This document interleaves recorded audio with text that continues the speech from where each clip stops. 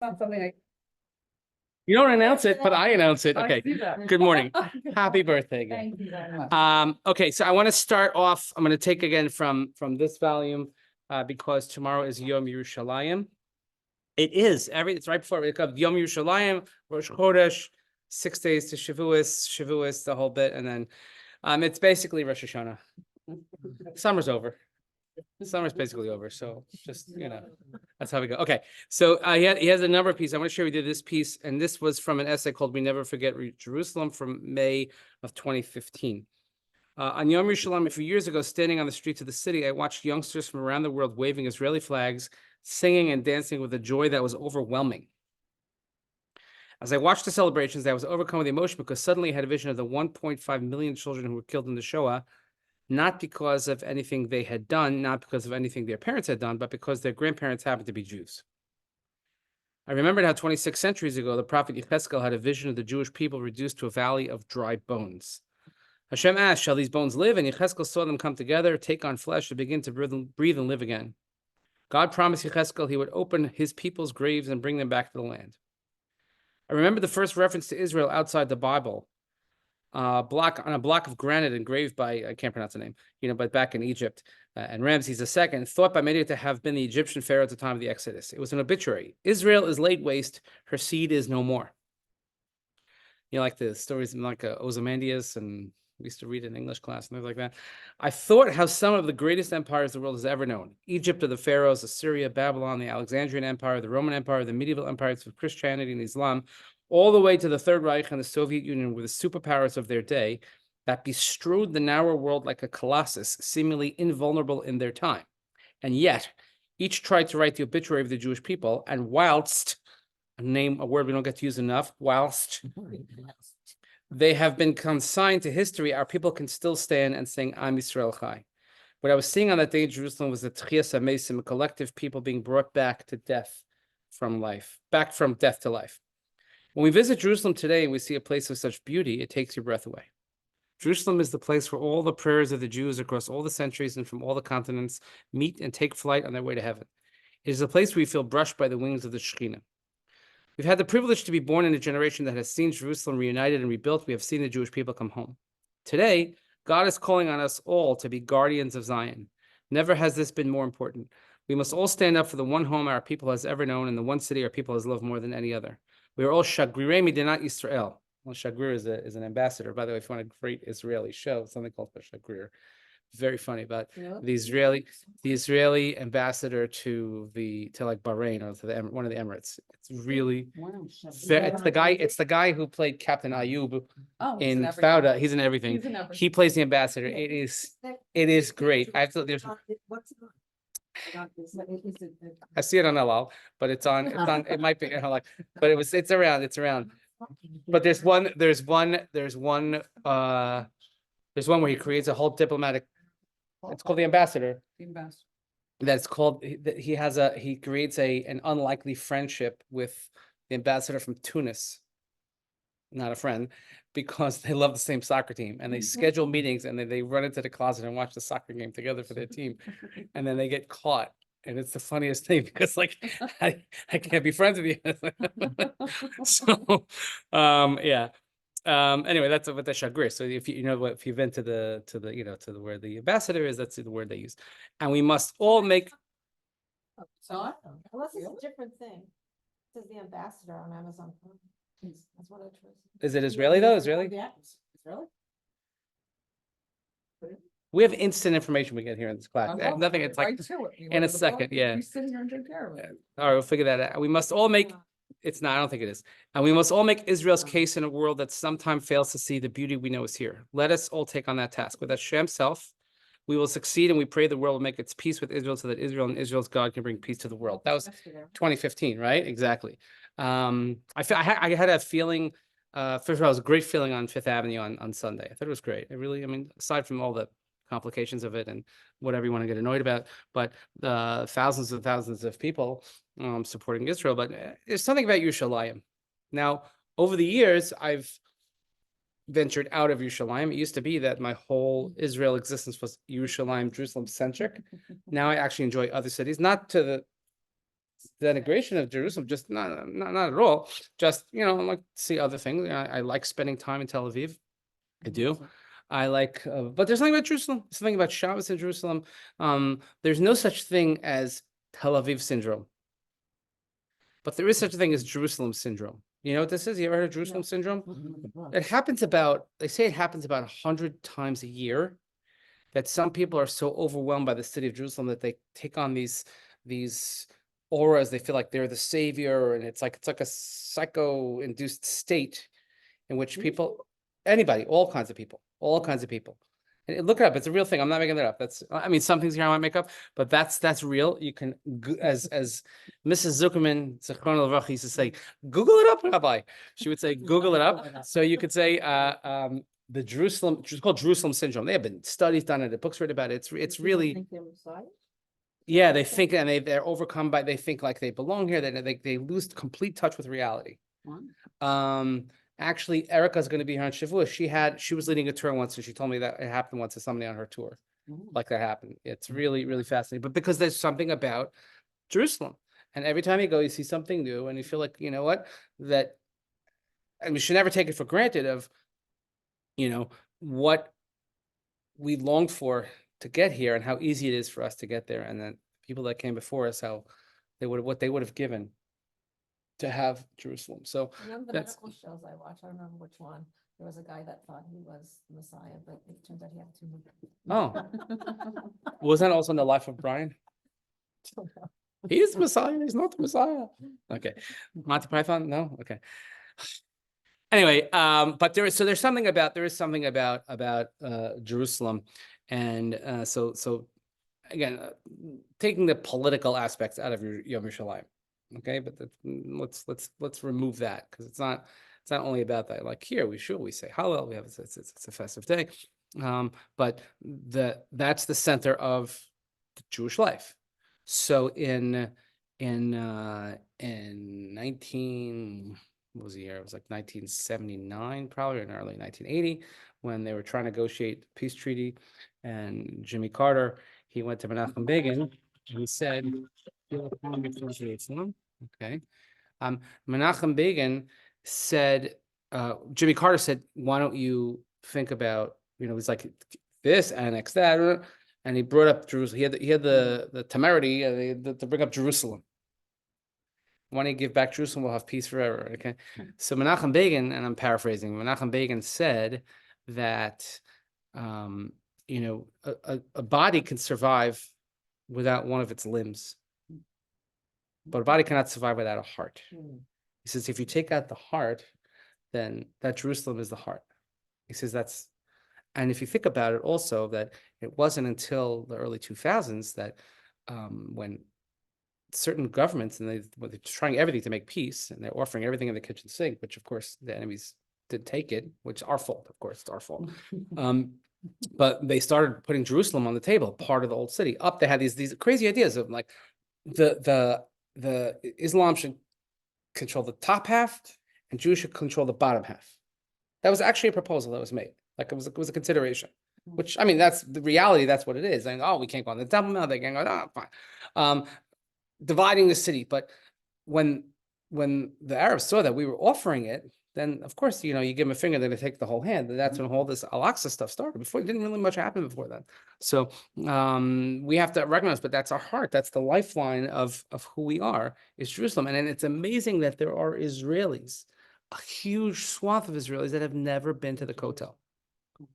Have never been. It sounds crazy, right? Like, you ever been to Israel and you missed, like, maybe it was a short trip where you didn't get to the Kotel? Yes. You kind of feel like, I blew it. Yeah. Right? And by the way, I'm the first one to say, I don't love davening at the Kotel. I don't. I like visiting, I like seeing, I like seeing people there, but I don't like that. It's very hard for me to concentrate, davening at the Kotel.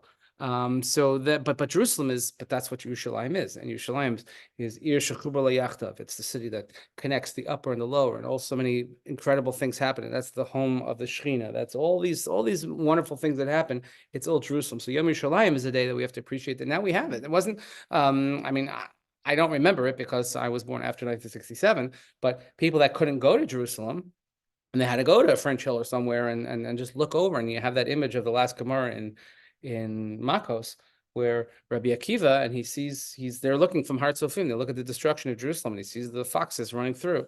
Okay, and they're crying, he's laughing. I mean, I see fox in my backyard all the time, but it's the same one. It's a pathetic looking fox with a smashed tail, and We have a mangy one too. yeah, we say swipe or no swiping. Anyway, but that's Yom Yerushalayim. Yom Yerushalayim is a time to recognize kind of the hearts. They actually have this nice picture of, you can see it's Rabbi Sachs, in like overlooking the dome. Well, not the dome, but the Temple Mount area. We actually in the podcast we just finished the section on mourning in Jerusalem, or really Zecher l'Churban, and the question is, you're supposed to tear Kriya when you see Jerusalem. You haven't been there for 30 days, or certainly for the first time. So the question is, what do you have to see? And different opinions. So that we all covered that. So that's from Yom Yerushalayim. All right. So now on to Bamidbar. Bamidbar, almost always, except the exception of last year, almost always Bamidbar is the Shabbos before Shavuos. And then Naso is the Shabbos right after Shavuos. It just falls out that way. We begin a new Sefer, the Chumash. The previous Sefer Vayikra took place over a period of, I think, 30 days. Bamidbar is, in my mind, the most pivotal, I don't know if I would use the word exciting, but maybe tragic books of the Chumash, because they're ready to go in. Mind you that up until Bamidbar, Naso Ba'aloscha, to the middle of Parshas Ba'aloscha, they're making all the preparations to go right into the land of Israel. It's only because what happens, and they start complaining and the wheels fall off in chapter 11. That's how you know. Remember when everything goes downhill. Chapter 11 in Ba'aloscha is when the Jewish people go bankrupt. That's just how you have to remember it. And then followed by Shlach, and Parsha Shlach with the Meraglim, that's it. Then the 40 years. But up until that point, we're there. And so many things happen. And here you have the decree of the 40 years, the rebellion of Korach, the death of Aaron, the death of Miriam, so many nutty things that happen, and Moshe's way he has to deal with it, and his crisis of leadership, etc. Again, going back to Erica. Erica wrote a great book on Bamidbar, about leadership in the book of Bamidbar. It's an excellent book, and I highly recommend, certainly if you want to take on for the next few weeks, to say, oh, here's a book on Bamidbar I want to read. Her book is outstanding. Okay, so here we go. The two journeys. The book of Exodus and Numbers have some striking similarities. They're both about journeys. Right? So Shmos, Bamidbar, both about going somewhere. They both portray the Israelites as quarrelsome and ungrateful. Yes, we know that. What's the first thing that happened as soon as they crossed the sea?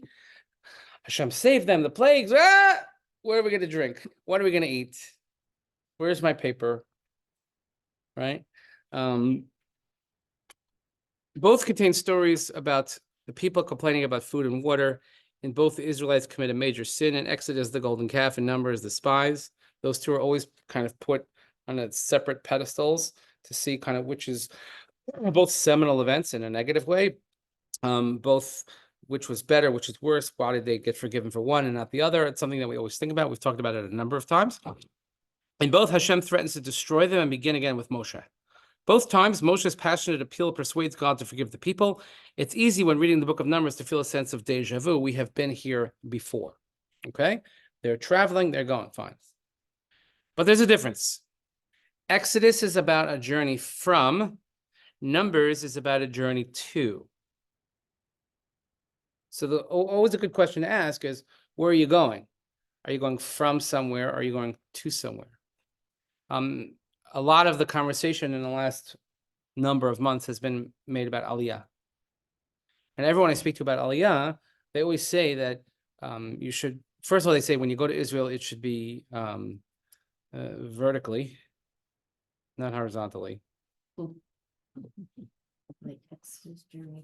Yeah. Journey too. Yeah. Numbers is Bamidbar. Way So- too long then, right? Right? So, I mean, I own land in Israel, but it's the horizontal type. You know what I mean? And I hope to get there before I gotta yeah. And then there is, but so that's the first thing they say. And then they say when it comes to Aliyah, but make sure you're coming to Israel, not from somewhere else. Right? Aliyah is you're literally elevating yourself to something. I'll give you a similar type of example, which something that always stuck with me for all the years. And I read the name of Rav Yaakov Kamenetsky, and they asked him years ago when they was opening the yeshiva, and they said that in the first grade or the second grade, whatever, it's kindergarten, they were building the classrooms, and the kids couldn't reach the mezuzah. So they asked if they could lower the mezuzah. So he said, no, get him a stool. We don't lower, we raise ourselves up. We reach up to things. So Bamidbar is going to something, obviously to the land of Israel. Okay. Exodus is a story of an escape from slavery. Exodus means just that: departure, withdrawal, leaving. By contrast, in the book of Numbers, the people have already left Egypt far behind. They've spent a prolonged period in the Sinai desert. They have received the Torah and built a sanctuary. Now they're ready to move on. This time they're looking forward, not back. They're thinking not of the danger they're fleeing from, but the destination they're traveling towards, the promised land. But we do see that when they get into trouble, they always go back to, oh, remember what we used to have. We always love waxing poetic about the way things used to be, and we even revise history to such a degree of how great things were. Things were great in slavery. Yes, don't you remember? But we had the continental breakfast. Yeah, it's part of that slave mentality. But even those who didn't grow up as slaves, they're kind of like, oh yeah, I remember how we had it. There is a tendency in human nature that when we are unhappy or unsatisfied with something, we'll kind of tell ourselves that we were better off. Doesn't every politician do that? Are you better off than you were 4 years ago? Today's primary day. Amazon primary day. No. If we had never read the Torah before, we might have assumed that the second half of the journey would be more relaxed, the people more optimistic, the mood more hopeful. Okay, if you had never read it before. But we know better, and also we know that we're Jews. And Jews are never happy with anything. Right? That's the story of the Jews are dining in a restaurant, and the waiter comes over and he says, is anything okay? After all, the great dangers had passed. After prolonged refusal, finally, Paro let the people go. Miraculously, they've been saved at the Red Sea. They fought and defeated Amalek. What else is there to worry about? We're all good, smooth sailing. Piece of cake. They knew that when God was with them, no force could prevail against them. In fact, though the opposite is the case. The mood of Numbers is palpably darker than it is in Exodus. Exodus, like in Shemos, when they have those issues, you can't blame them. You really can't. I mean, they're fresh off the slavery boat. And they don't know what they're doing. They've never had any control. That's like, what's the first mitzvah that's given to the Jewish people after Exodus? Correct. Why? Easy? I don't know. Well, it's not really just Rosh Chodesh, but it's Now counting time. correct. Time matters. Correct. But so why more? Yeah, as we say, you're saying good, say better. Because a slave, the one thing the slave has no control over is their own schedule, their time. So now Hashem's putting in their hands and saying, yeah, now you make the schedule. You make the calendar. Now, some people don't like doing that, by the way. Some people like, just tell me where to be and I'll be there. They don't like deciding or I read once that half of like the battle of relationship and marriage is like say, what do we have for dinner tonight? Okay. Like, but no, but some people like just surprise me. Okay. But Bamidbar, to me, it's so sad. It's like because they were just there. They were so close. They were so close and they blew it. And I'm going to give you another horrible, horrible analogy, but it's something that just always resonated so strongly with me. And it goes back to one of my favorite children's books, Are You My Mother? You know this book, Are You My Mother, by P.D. Eastman? It's a great book. Oh my gosh. Oh my goodness. You have to, if you have grandchildren, you must. I mean, it's a must. Yeah. Okay. So there's what the bird. I bet they know by heart. Yeah, it has a small board book and everything, and the mother bird goes out to get food, but Charlie, the baby bird, so he's like walking around like, "Are you my mother? Are you my mother?" It goes to the big steam shovel and just says snort, right? Are you my mother? But there's one scene where, and it's not a major part of the book, but it's just something that always stuck out in my mind. There's one scene with a little baby bird's there. On the other side of the rock, the mom is there gathering food. And I'm like, she's right there. She's right there. You're so close. You were right there. You almost had her. That's how I felt like in Bamidbar. They're making every single preparation to go into the land of Israel. and we're tying up loose ends. We're gonna have Pesach Sheni, and we're gonna have the organization and the camps and this and that. And let me get Yisro the follow. Maybe he wants to come. All of that is there, but then no, they blow it. So that's why it's so sad when somebody's so close and then they blow it.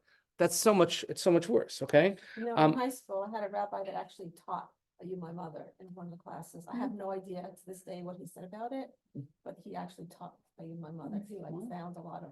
Must have been a very good teacher. I think it was misunderstood. Yeah, so that's, you know, look, right now, my family, we're going through a very, very difficult, period, because my team lost in the playoffs. It's very, Sorry about it's very, because we were so close and we invested everything in the whole season and this was it. It was something special. And they just ripped the carpet out from under us, and and it's real. Like my son cried himself to sleep. He woke up the next Sunday morning, woke up at 5 o'clock in the morning to go cry downstairs. I never. Exactly. But you know what? The struggle is real. It's you take it like it's you put a lot of your kishkas into it. Real fans. Yeah. So it's anyway. And he's like, I waited so long. I'm like, I'm waiting 31 years. What do you mean you waited so long? You're 8. So here, the rebellions are more serious. Moshe's leadership is more hesitant. And that's part of Erica's book, is tracing the reactions of Moshe in the different scenarios. We see him giving way at times to anger and despair. The Torah, with great realism, is telling us something counterintuitive and of great significance. The journey from is always easier than the journey to. Just think about that. When you're running away from something or you're going away, like that's in the past. But when I have to get somewhere, it involves a whole different set of courage and energy and focus. So it is in politics. It may take a revolution to depose a tyrant, but it's easier to do that than to create a generally free society with the rule of law and respect for human rights. See, this is what I would say, but he writes it. The Arab Spring. Remember the Arab Spring? It was the great white hope or green hope or whatever they called it. It was great. Oh my God, this is it. This now is he thinks to change in the Middle East. Okay, when's the last time you heard the term Arab Spring? Except in a context of somebody saying how it was a failure. With its high hopes and legacy of failing states, civil war and terror is a compelling example. So is the history of post-Hitler Yugoslavia or present-day Russia. Likewise, in the life of individuals, there have been endless stories in the modern world of Jews who were determined to break free of the ghetto and what they saw as Jewish provincialism and backwardness. They became great successes in one field after another, only to find themselves, like the Moranos of 15th century Spain, deeply conflicted and doubly alienated, having lost a home in the old world and failed to find full acceptance in the new.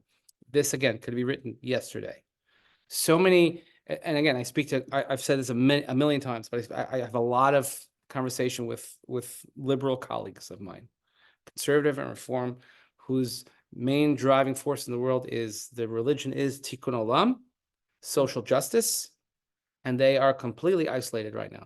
The ones that march for Black Lives Matter and went to the Women's March and they are greeted back with complete silence and hatred.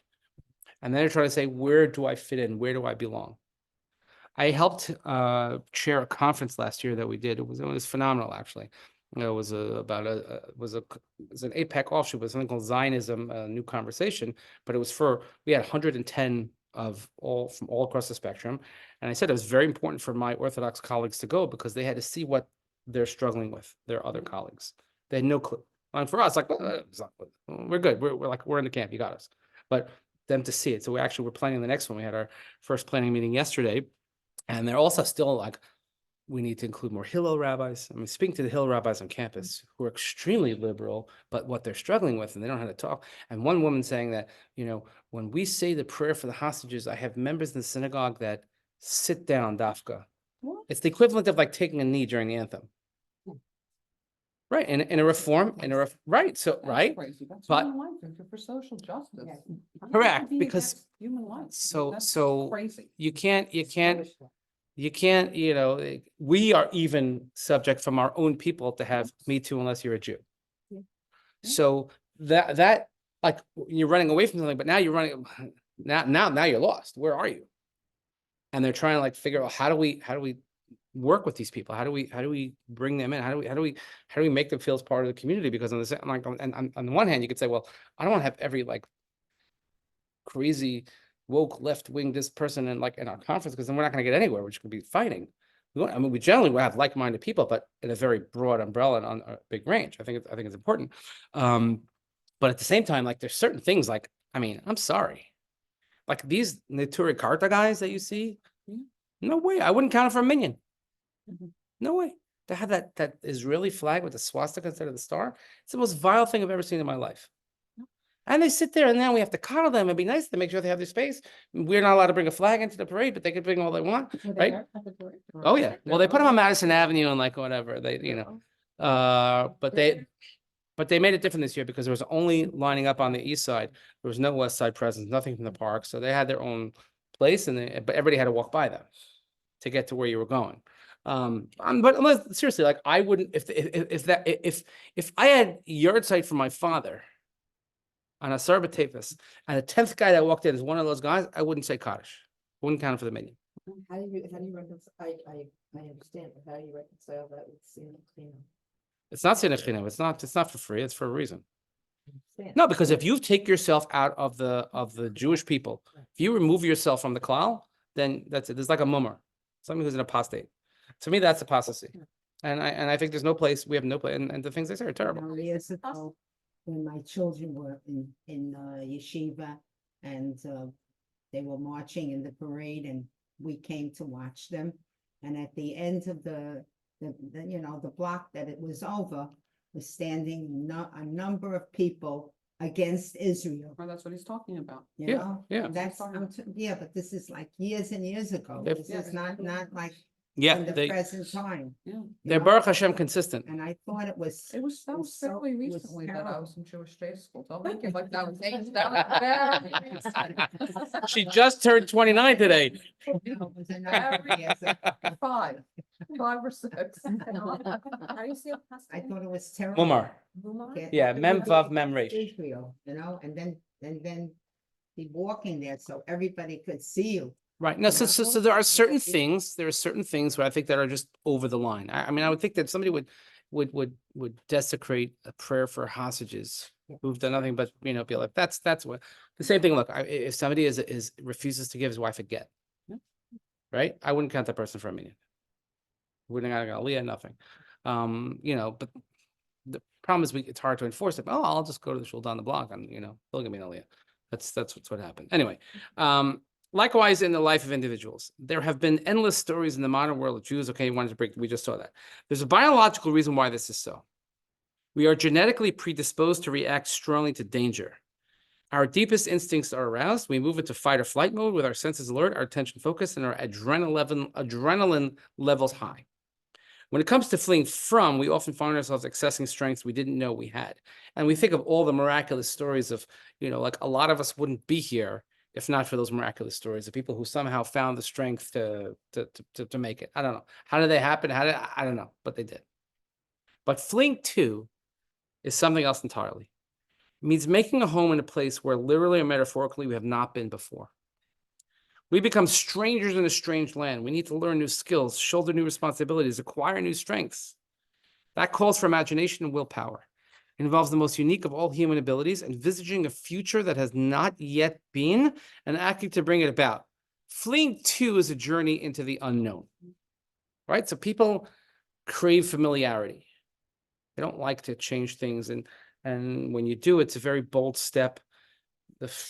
I tell people all the time, the hardest thing to do, like in certain contexts, the hardest thing to do is to step foot inside of the shul. Once they're in, they realize, oh, that's not as bad as I thought. It's really like, oh, you guys are actually pretty nice. Like, well, you guys, this is actually fun. Like, there's nice people here. But when you have this vision of, an Orthodox shul and what it is and separate seating, oh my God, there's like a barrier with electrified fence in between the men and the women. Like, oh my God, right? And then they realize that, so the hardest something you have to do, but because of that, we don't want to make the step. That was the difference between Avraham and Terach. Torah says that Terach took his son Avram, and they went out together from Ur of the Chaldeans to go into the land of Canaan. But when they came to Haran, they settled there. Terach had sufficient willpower from the journey from, but not for the journey to. So he's Ur Kasdim, he's Terach from, not Terach going to. It was left to Avraham to reach a destination. To be a Jew is to know that in some sense, life is a journey. So it was for Abraham, so it was for Moshe, so it is for us, collectively and individually. Hence the importance of knowing at the outset where we're traveling to and never forgetting, never giving up. Leaving is easy, arriving is hard. Which is why when students ask me for advice about their careers, I tell them the most important thing to do is to dream. Dream about what you would like to do, to be, to achieve. Dream about the chapter you would like to write in the story of our people. Dream about what difference you would like to make in the world. In dreams, says W.B. Yeats, begin responsibilities. I'm not entirely sure what he meant by that, but this I know. In dreams begin destinations. They are where we start thinking about the future. They signal the direction of our journey.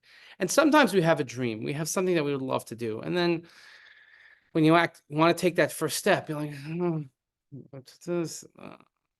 You know, some people like to go out and do stuff. Some people don't. They're just comfortable being comfortable. And they don't want to kind of go out of that comfort zone. But a dream is where it starts, is hopefully the fuel that will allow you to step outside of the comfort zone. He says, I'm amazed by how many people never really dream a future for themselves. They can spend months planning a holiday. By the way, that means vacation in British, but not even a day planning a life. That's unbelievable. Think about it, right? About where you're going to go on vacation and the details down to the last, which flight are we taking? By the way, my family, I do that. I have it all set already. Baruch Hashem. We're going to see some beautiful nature this summer. Going to Banff. Oh, it's gorgeous. Yeah, but there's not going to be much skiing in July, I don't think. And of course, I got messed up by the double visiting days. My son went there. Oh, My husband went. yeah, it's beautiful. I mean, it's just, that's Canadian's biggest national park, and it's just, it's nice. I love, when I go to Canada, I love going to the hockey stores just because it's Yeah. fun. Anyway, but they don't plan life. They take it as it comes. They wait like Charles Dickens' Mr. Micawber for something to turn up. This is not the best recipe for life. Wherever you find the word Vayechi and it came to pass, says the sages, Vayehi, is always a prelude to pain. Letting things happen is passive, not active. It means that you're letting outside factors determine the course of your life. Of course, they'll always affect it. However sure we are of what we want to achieve, we're always subject to unexpected occurrences, wrong turns, bad decisions, setbacks, and failures. But if we know where we want to be, eventually we will get back on track. Timothy Ferris, here we go. Here's our book. Where's our today? I don't know. Compiler of the book Tribe of Mentors. Short life advice from the best in the world. It was from Boston, Houghton Mifflin Harcourt in 2017, not to be confused with Dunder Mifflin. He asked me an interesting question. When you feel overwhelmed or unfocused, what do you do?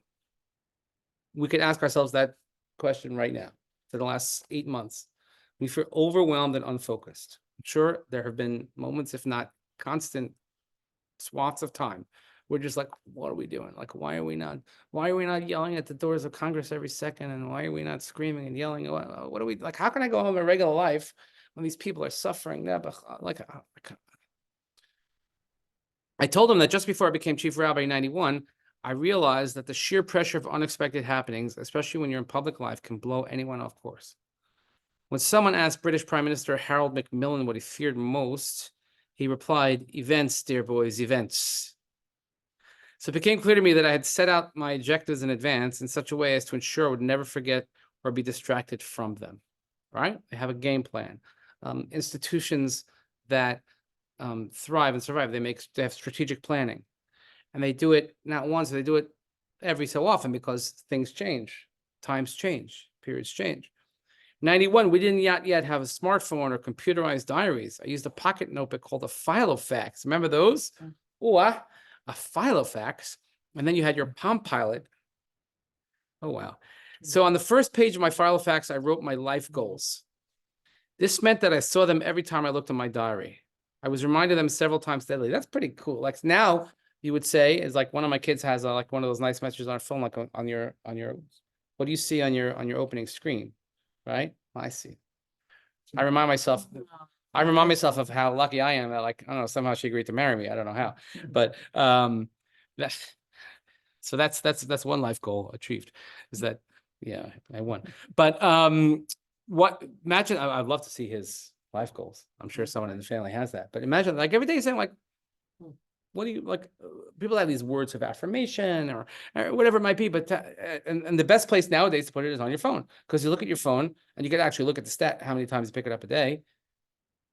Oh, wait, and if it's something like, even if it was like a saying from Pirkei Avos, and more ma'at say harbe, speak little and do a lot, or have a makabel as kol adam b'sever panim yafas, greet everybody with a smile, be nice. Don't worry, be happy. Okay, whatever you want to do. I'm saying, but that's what he's talking about. So I still have them, and they haven't changed in all the intervening years. How far I was successful, I don't know, but this I know: I never forgot where I was traveling to. I never lost sight of the destination. Traveling from is easy. I knew I had to overcome my ignorance, Jewish and secular. I knew I had bad habits I had to cure. I'm still working on them. But the real challenge is to know where God wants us to travel to.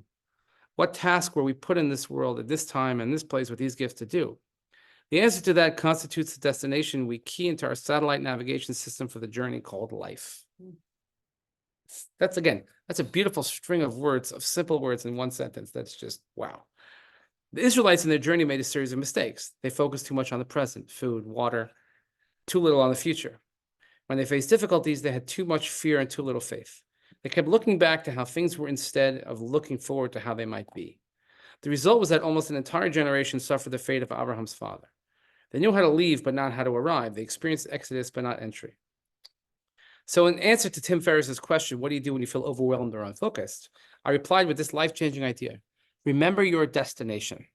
This will help you make the single most important distinction in life, which is to distinguish between an opportunity to be seized and a temptation to be resisted. So I often think like Shelley, tell me like your father, Zichrono Livracha, right? What do you think made him, like they got out miraculously, but what made him so driven to say like, no, we're not going to just be okay. We're gonna do something big, Because everything that was destroyed. right? Was it then like we have to make up for what was lost? Was it that, I mean, did he talk? I don't know. Did he? He didn't talk about it even later on. Interesting. I'm always amazed by that. Yeah, but so many of that generation did not turn out like that. My It's mom survivors. Came too, not from, because by the time her cousin came to Belgium and found her, she was already 20 years old. She had a job. But he found her and he came there and he invited her to come back and she did, and she never went. Wow. She came too. Wow. Yeah, look, I think about people who came for the American dream. People came to this country to have a better life, and they never lost sight of those goals. But they had planned to go to Israel, my brother and Sam, and I just show up. They have the documents, like to make Aliyah, everything. really, But in the end, we had relatives there already who said like it's very hard, and we had an uncle here. That's why I said I will sponsor you. Come here. And they even sent the truck already, and they came here. But you gotta go by Gladys next time. I have to go together here and show you where it is. Wow. These unbelievable old documents. wow. No, because it's truly amazing, and we're in our little community, we're surrounded by so many of those. We stand on the shoulders of giants, but people who because I know a lot of people that they're survived, they didn't do well in life.